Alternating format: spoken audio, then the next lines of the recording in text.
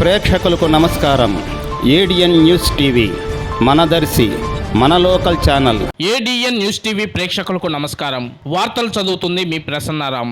రానున్న అసెంబ్లీ ఎన్నికల సంగ్రామానికై ప్రారంభ ప్రచార కార్యక్రమాన్ని జనవరి 5వ తేదీ ప్రకాశం జిల్లా కనిగిరిలో ప్రారంభించనున్నారని, ఈ కార్యక్రమానికి టీడీపీ జాతీయ అధ్యక్షుడు నారా చంద్రబాబు నాయుడు విచ్చేసి ప్రచార శంఖారావాన్ని ప్రారంభిస్తారని ఆ పార్టీ రాష్ట్ర ఉపాధ్యక్షులు దామంచర్ల జనార్దన్ తెలిపారు. అటు చంద్రబాబు ఇటు లోకేష్ ఇద్దరు రాష్ట్ర వ్యాప్త కార్యక్రమాలకు శ్రీకారం పలికారని, అందులో భాగంగా ఎన్నికల శంఖారావాన్ని చంద్రబాబు చేపట్టనున్నారని జనార్దన్ తెలిపారు. ప్రతి పార్లమెంటు పరిధిలో 1,00,000 మందితో కనిగిరిలో నిర్వహించే భారీ సభకు కార్యకర్తల నుండి మండల స్థాయి నాయకులు అందరూ ఈ కార్యక్రమంలో పాల్గొనాలని ఆయన ఈ సందర్భంగా తెలిపారు.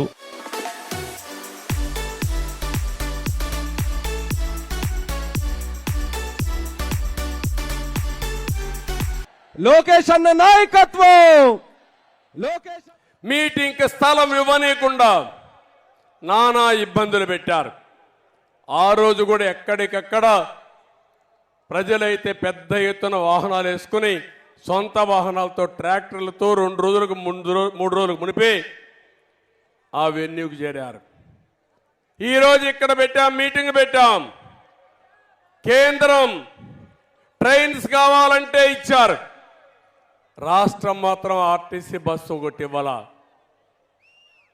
ఏం తమ్ముళ్ళు, 5 కోట్ల ప్రజలు ఆలోచించుకోవాలి.